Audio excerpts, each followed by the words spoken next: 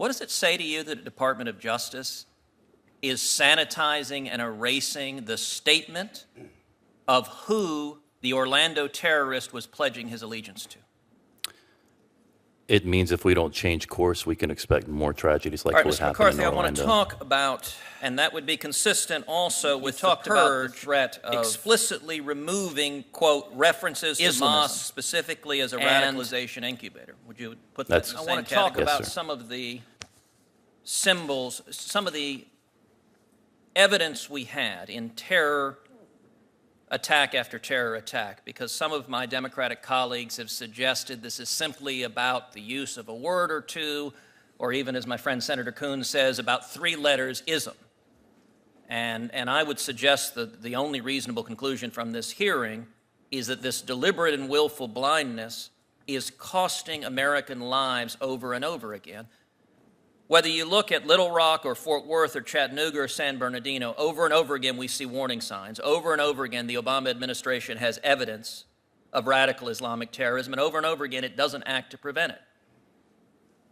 I would mention Nidal Hasan. The Obama administration knew that he had been in electronic communication with the radical Islamic cleric Anwar al-Awlaki, who Mr. Gobbett just made reference to. The Obama administration knew that he had asked about the possible justifications for waging jihad against his fellow soldiers. And yet, the administration did nothing.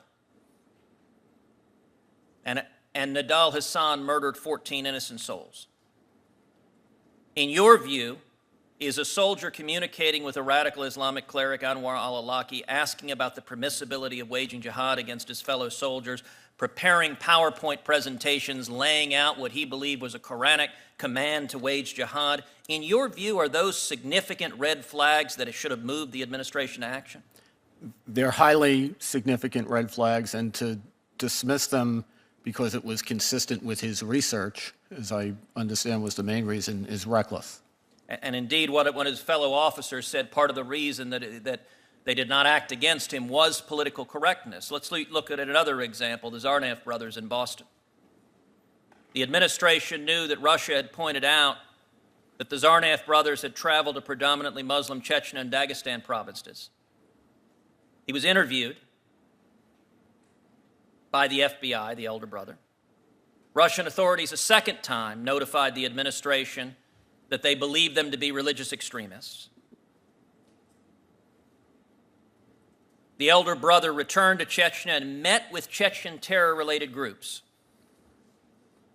He posted on YouTube a public call to jihad.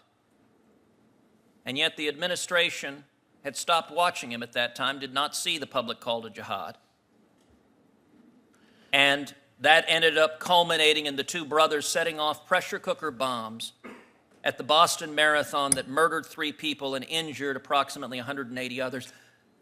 Are those, once again, significant red flags that ought to be met with a serious law enforcement and national security response to prevent acts of terrorism?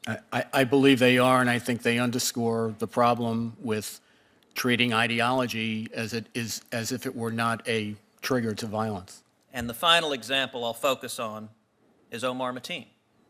Now, Omar Mateen was interviewed by the FBI not once, not twice, but 3 times. Omar Mateen had told his co-workers that he was involved with both Al-Qaeda and Hezbollah.